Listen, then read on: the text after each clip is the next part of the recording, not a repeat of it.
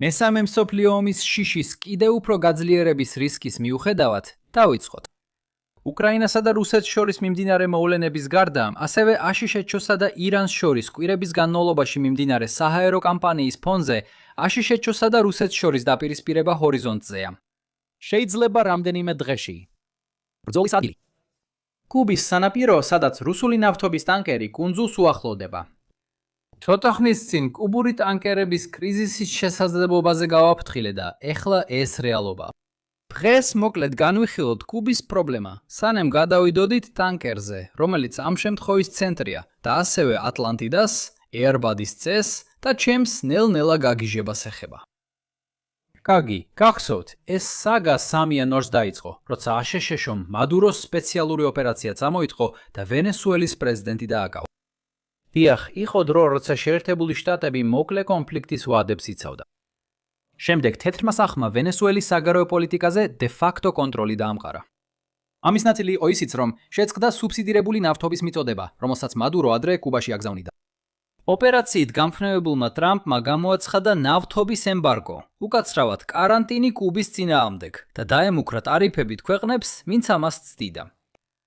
თითქმის ყველამ დაიცვა ეს მოთხოვნა, განსაკუთრებით მექსიკამ, რომელიც კუბის მთავარი პარტნიორი იყო. ამჟამად კუბაში ნავთობი ბოლოს 9 იანვარს მიიტანეს. კუბას ნორმალურად ფუნქციონირებისთვის დრეში დაახლოებით 100,000 ბარელი ნავთობი სჭირდება. კუნძული აწარმოებს მხოლოდ 40,000 ბარელს და 60,000 ბარელი აკლია. შედეგად კუბა დროებით ბნელდება და მთავრობის სასობის სასუცარკვეთა იზრდება. კუბას მთავარი იმედი ჰქონდა, რომ რუსეთიდან ნავთობის მიწოდებას მიიღებდა. კუბა ნავთობისთვის, ხოლო კრემლი მყიდველებისთვის სასუცარკვეთილია, ან ირანის ომამდე ასე იყო. და ტარიფების მუქარა რუსეთისთვის ფაქტობრივად უსარგებლო იყო. რუსეთსა და შეერთებულ შტატებს შორის თითქმის მთელი ვაჭრობა შეწყდა უკრაინაში შეჭრის დასაწყისში. თუმცა თეთრი სახლი არ გეგმავდა. ტარიფების მუქარა ყოფილიყო ერთადერთი მექანიზმი. აშშ-ს სანაპირო დაცვის რამდენიმე კატერი პატროლირებს კუბას და სავარაუდოდ მზად არიან შეაჩერონ ნებისმიერი უიარაღო ტანკერი, რომელიც კუნძულზე მიდის. განსაკუთრებით გაუსვა მხას უიარაღო ნაწილს, როგორც შემდგომი მოვლენების წინასწარმეტყველებას. უკვე ტანკერებთან დაკავშირებით მოქმედება მიმდინარეობდა, რომლებიც კუბაში მიდიოდნენ. 5 თებერვალს Ocean Marineri კოლუმბიიდან 84,000 ბარელი ნავთობით გავიდა და დანიშნულებად დომინიკის რესპუბლიკა ჰქონდა. ერთი კვირის შემდეგ ტანკერი მოულოდნელად კუბისკენ წავიდა. აშშ-ს სანაპირო დაცვამ ჩაერია და უზრუნველყო, რომ Ocean Marineri ოფიციალურად გამოცხადებულ დანიშნულების ადგილამდე დომინიკის რესპუბლიკამდე მიაღწია. მეორე რაუნდი თებერვლის შუაში დაიწყო, როცა სიჰორსი რუსეთიდან 200,000 ბარელი ნავთობით ატლანტის ოკეანეზე დასავლეთით კუბისკენ გაცურა. მარტის უმეტეს ნაწილში ის ატლანტის ოკეანის შუაგულში უმოქმედოდ იდგა და აშკარა მიზნის გარეშე დაცურავდა. 17 მარტს ის ისევ კარიბის ზღვისკენ დაიძრა, ამჯერად კუბის სამხრეთ აღმოსავლეთით, ალბათ კუნძულების ჯაჭვის გასწვრივ ერთ-ერთი დანიშნულების ადგილისკენ. ზოგიერთი ანგარიში ტრინიდადისა და ტობაგოს ასახელებს, თუმცა ეს შესაძლოა ვენესუელა. თუ ვივარაუდებთ, სიჰორსი ჩინურ კომპანიას ეკუთვნის. ამგვარად, მიუხედავად იმისა, რომ ის რუსულ ნავთობს ატარებდა, მესამე ქვეყანა არაპირდაპირ იყო ჩართული. შეერთებულ შტატებს ჩინეთთან დიდი სავაჭრო ურთიერთობა აქვს, განსხვავებით რუსეთისგან. შესაძლოა სიჰორსის მფლობელი კომპანია პოლიტიკური ზეწოლით გეგმაზე უარს ამბობს. შემდეგ ატლანტიკის ოკეანეში უმოქმედოდ იყო, სანამ გაურკვეველი კარიბის ზღვის ქვეყანა კუბის გარდა არ იყიდა. ეს ორი შემთხვევა მხოლოდ წინა სიტყვაობა იყო. ეხლა მთავარ მოვლენას უახლოვდებით. 9 მარტს ანატოლი კოლოტკინი დატოვა რუსეთი. შესაძლოა ყველას გასაღიზიანებლად, მან დანიშნულების ადგილად ატლანტისი, აშშ-ს გამოაცხადა. კუბა ხშირად ასოცირდება მითიურ სამოთხე ატლანტისთან და შესაძლოა აშშ-ს ნაწილი უკავშირდება იმ აზრს, რომ ტრამპს ძალიან მოუნდებოდა კუბის დაპყრობის პატივი. თუ ვივარაუდებთ, რომ ის სიჰორსის მსგავსად ატლანტის ოკეანეში არ გაჩერდება, კუბას უკვე 23 მარტს შეიძლება მიაღწიოს. გემ ანატოლი კოლოტკინზეა 730,000 ბარელი ნავთობი. კუბაში უმოქმედო ნავთობგადამამუშავებელი ქარხნებია, რომლებიც ადრე ვენესუელური ნავთობით მუშაობდნენ. შედეგად, ამ ერთ ტანკერს შეუძლია კუბას 12 დამატებითი დღე მისცეს ნავთობის ჩვეულებრივი მოხმარებისთვის, თუ გავითვალისწინებთ, რომ არსებული დეფიციტი დღეში 60,000 ბარელია. რა თქმა უნდა, ამ ნაბიჯის გლობალური კონტექსტი ისაა, რომ ეს ხდება ირანის ომთან ერთად. ნავთობის ფასები მკვეთრად გაიზარდა და შემდეგ მაღალი ნიშნულზე დასტაბილურდა, West Texas Intermediate-ის ფასი ბარელზე $100-ზე ოდნავ ნაკლებია. ვინ იცის რა იქნება, როცა ამ სიტყვებს მოისმენთ? თუ ერთი ეკონომიკური მაჩვენებელი განსაზღვრავს ASHS-ის საზოგადოებრივ აზრს, ეს ბენზინის ფასებია. ამიტომ ფასების დაბალ ნიშნულზე შენარჩუნება ტრამპის ადმინისტრაციას ევალება. ეს მარტივი საქმე არაა, როცა ჰორმუზის სრუტის ჩაკეტვა გლობალური წარმოების 20%-ს ხვდავს. ნავთობი გლობალური საქონელია, ამიტომ თითქმის არ აქვს მნიშვნელობა, რომ შეერთებული შტატები ამ რეგიონიდან ცოტა ნავთობს კიდულობს. ტრამპის ადმინისტრაციის ერთ-ერთი ხრიკი რუსული ნავთობის ექსპორტის ნაწილზე გამონაკლისის დაშვება იყო. ეს ქვეყნებს მისცემდა საშუალებას შეეტანათ რუსული ნავთობი ASHS-ში სანქციების მუქარის გარეშე. ეს მიწოდების ნაწილს გაათავისუფლებდა და ფასებში აკავებდა, თუმცა სანაცვლოდ კრემლს ეკონომიკურ მაშველ რგოლს გადაუგდებდა, ან სულ მცირე, ამას რთული ნაბიჯების მეშვეობით გააკეთებდა. ამონაკლისი მხოლოდ იმ ნავთობზე ვრცელდებოდა, რომელიც ტანკერებში იყო და რუსულ კომპანიებს უკვე გაყიდული ჰქონდათ. შედეგად რუსეთის საგადასახადო უწყებების სარგებელი სამომავლო გასაყიდი ფასის ზრდაა, რადგან შემდეგ მყიდველს ექნება მოლოდინი, რომ ეს შეიძლება განმეორდეს, თუნდაც გამონაკლისის აპირისპიროს ამტკიცებდეს. თუ ტრამპის ადმინისტრაციამ ეს ერთხელ გააკეთა, შეიძლება ისევ იგივე გააკეთოს. ამაზე დიდ დროს ხარჯავ, რადგან ASHS-შუმაც ახლახან გაახანგრძლივა ირანულ ნავთობზე გამონაკლისი, რამაც უცნაური სათაურები გამოიწვია, თითქოს ASHS-შომ ირანზე სანქციები შეამსუბუქა, მიუხედავად იმისა, რომ ომში არიან. მაგრამ პრობლემა აქაც უფრო მეტ ნიუანსს შეიცავს, ვიდრე სათაურებიდან ჩანს. ირანი დამატებით ფულს ვერ მიიღებს იმ გატიგებიდან, რომელსაც გამონაკლისი საშუალებას აძლევს. ეს შეცვლის მყიდველების მომავალ მოლოდინებს და იქ არასწორ ეფექტებს გამოიწვევს, თუ ნავთობის გატანა ჰორმუზიდან შესაძლებელი იქნება, რაც რუსეთს არ აწუხებს. ამჟამინდელი პოლიტიკური პოლარიზაციისას ყველაზე მეტად ის არ მომწონს, რომ საგარეო პოლიტიკის ნიუანსებზე საუბარი რთულია.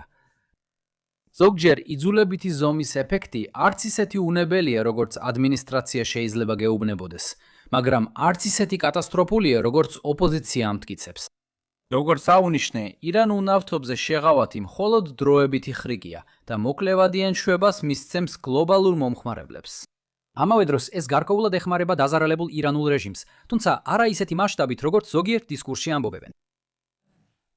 ამ ფონზე გასაგებია, რატო გავრცელდებოდა უცნაურობა კუბაზეც. შეღავათის მთავარი პრაქტიკული შედეგი იყო ინდოეთისთვის იმპორტის გახსნა. მიუხედავად ამისა, რუსეთში არსებობდა გარკვეული სპეკულაცია, რომ შეღავათი ნიშნავდა იმას, რომ შეერთებული შტატები დაუშვებდნენ ნავთობის იმპორტს კუბაში. საბოლოო ჯამში, ოფიციალურ ტექსტში არაფერია ნათქვამი იმაზე, რომ გარკვეული ქვეყნები გამონაკლისისგან გათავისუფლებული იქნებოდნენ. ეს იყო ერბადის წესი ნავთობის სანქციებში.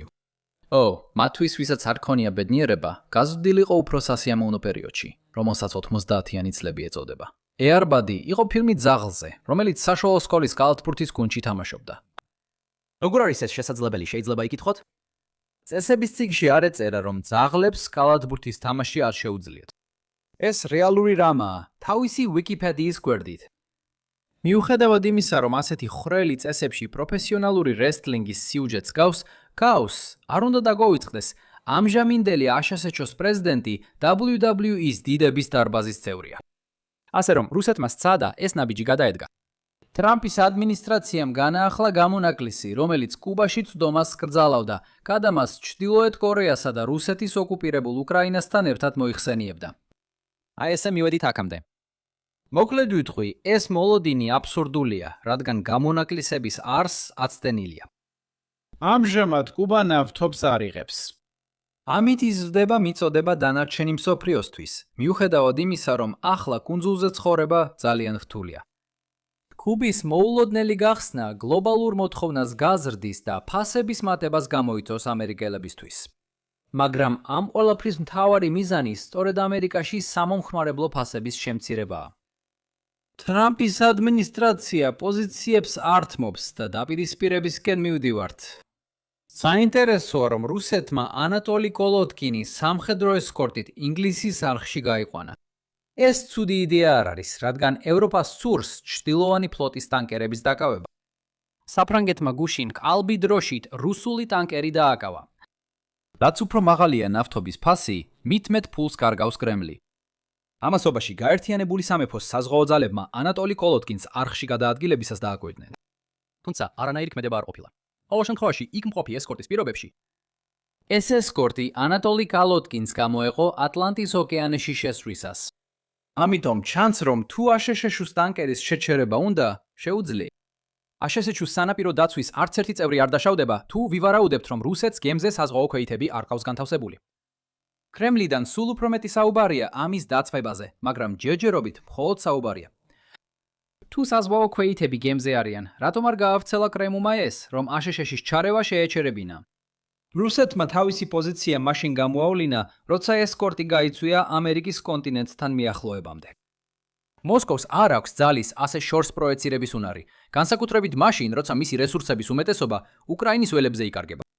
ასევე არსებობს მონროს დოქტრინის საკითხი. აშკარაა, რომ შეერთებული შტატები ანატოლი კალოტკინის ბორტზეავა, თუ ის კუბისკენ წავა. თუ კუბის მთავრობა ამ სასიცოცხლო დახმარებას მიიღებს, მომავალშიც ბევრ ასეთ დახმარებას მიიღებს. ბოლო 2 თვე, რაც ნამდვილად კარანტინია და არა ბლოკადა, წყალში ჩაიკრება. ანატოლი კალოტკინის დაკავების გარდაუვალობის გააზრების შემდეგ კრემლი კაპიტანს დაავალებს იპოვოს სხვა ადგილი ნავთობის ჩამოსასხმელად. თუმცა, სულ მცირე ახლა ტანკერი კვლავ აგრძელებს გზას. მეორე მხრივ, ირანის ომმა ახალი სისუსტე მოუტანა შეერთებულ შტატებს. კრემლს აღარ სჭირდება მოკითხვის გაგზავნა ოკეანეს იქით. მას მხოლოდ ირანში დახმარების გაგზავნა სჭირდება. ამის გაკეთება უფრო რთულია, ვიდრე სათქმელია და მუქარები მხოლოდ მაშინაა სასარგებლო, როცა მათი შესრულება სანდოა. რუსეთს იარავის წარმოებაში დიდი თავისუფალი რესურსები არ გააჩნია. რუსეთმა ირანს დაზვერვასა და სამიზნეების განსაზღვრაში დახმარება გაუწია. თუ რუსეთს სურს აშშ-ს ეფექტურად დაემუქროს, მას ამ მიმართულებებზე უფრო ღრმა თანამშრომლობა დასჭირდება. ამის მიზეზია მასშტაბის ეკონომიკა. ძვირია სადაზვერვო ქსელის შექმნა ადგილზე და ორბიტაზე. მაგრამ როგორც კი ის შეიქმნება, ძალიან იაფია იმის გაზიარება, რაც იცი. სინამდვილეში, შენ შეამჩნევ, რომ შეერთებული შტატები აგრძელებს უკრაინისთვის იმავე დახმარების გაწევას, მიუხედავად იმისა, რომ ტრამპის ადმინისტრაციამ ფიზიკური დახმარება გააუქმა. ეს იგივე პრინციპია მოქმედებაში. მაინც გარკვეულწილად რუსეთი შეიძლება დაზვერვით ინფორმაციის გაზიარების გაზრდით დაემუქროს. მეტი რომ ითქვას, რუსეთმა შეცვალა შაჰედის დიზაინი მას შემდეგ, რაც ირანმა თავდაპირველად გაყიდა ლიცენზია. დაწმუნებული ვარ, ირანს სურს მიიღოს წვდომა ამ გაუმჯობესებებზე, განსაკუთრებით ხელოვნური ინტელექტის სამიზნე სისტემებთან დაკავშირებით. ამ მუქარების განხორციელება ბირთვულ განადგურებაზე მარტივია. ეს შეიძლება იყოს კუბის კრიზისი, თუმცა მას არ აქვს კუბის სარაკეტო კრიზისის მსგავსი მხისიერი ბირთვული საფრთხის ელფერი. ძალიან ვინერვიულებდი კუბის ამჟამინდელი ლიდერი რომ ვიყო. იდადად მე ახლა იმდენად არ ნერვიულობ, რომ თავშესაფრის თხრა დავიწყო. უფრო ფართოდ რომ შევხედოთ, ეს რომ ჩვეულებრივი სავაჭრო საკითხი იყოს, გადაწყვეტილებაც მარტივი იქნებოდა. რუსეთი კუბას ნავთობის მიყიდვა სურს. აშშ-ს არ სურს, რომ ირანს რუსული დაზვერვის ინფორმაცია ჰქონდეს. ასე რომ, გაცვალონ და ორივე უკეთეს მდგომარეობაში იქნება. მათი კოალიციური პარტნიორები შეიძლება უფრო ცუდ მდგომარეობაში არ მოჩნდნენ, მაგრამ შეერთებული შტატები და რუსეთი უკეთეს მდგომარეობაში იქნებიან. თუმცა, აქ გარიგება არც ისე მარტივია. მოლაპარაკებებით მიღწეული შეთანხმებების ეფექტურობაზე საუბრისას, გარიგების გადამოწმებადობას ხშირად თავისთავად ვთვლი. ეს დაბალი თამასაა, როცა მთავარი საკითხი ტერიტორიაა. ფიზიკურად შეგიძლიათ დააკვირდეთ, გადაკვეთეთ თუ ეთა თუ არა რუსეთმა მაგალითად. რეალურით ხაზი. სამწუხაროდ, დაზვერვითი დახმარების შემთხვევაში ამას ვერ ვიტყვით. ყველაფერი მხოლოდ ხმებია, მათ შორის მიმდინარე ბრალდებებიც. მოსმენილი ინფორმაცია, რომელსაც მე ვენდობი, მაგრამ მაინც მხოლოდ მოსმენილია. კრემლი შეთანხმებას დაარღვევს, ხოლო დარღვევასა და აშშ-ის დაზვერვის მიერ მის აღმოჩენას შორის დრო დაიკარგება. ეხლა შესაძლებელია ამ დაკვირვებადობის პრობლემის კონტრაქტით მოგვარება, მაგრამ ამისთვის საჭიროა მოთმინებით აღჭურვილი კრემლი, რომელსაც ბევრი აქვს დასაკარგი. ეს ნიშნავს, რომ კრემლი სერიოზულ სასჯელს მიიღებს თაღლითობის შემთხვევაში და მას გრძელვადიანი შედეგები აღელვებს. არ ვიცი თქვენ რას ფიქრობთ, მაგრამ ბოლო წლების კრემლი, რომელსაც მე ვიცნობ, მოუთმენელია და თითქმის არაფერი აქვს დასაკარგი. სწორედ ამიტომ ამ სიტუაციაში ადრეც ყოფილვართ და შედეგისთვის არც მაშინ მიგვიღწევია. კრემლმა მსგავსი გაცვლა შესთავაზა, დაფირდა რომ შეწყვეტდა დახმარებას ირანისთვის, თუ შეერთებული შტატები შეწყვეტდა დახმარებას უკრაინისთვის. იგივე დაკვირვებადობის პრობლემა, იგივე სანდო შეთანხმების ნაკლებობა. მოკლედ, არ ვიცი როგორ დასრულდება ეს დაპირისპირება.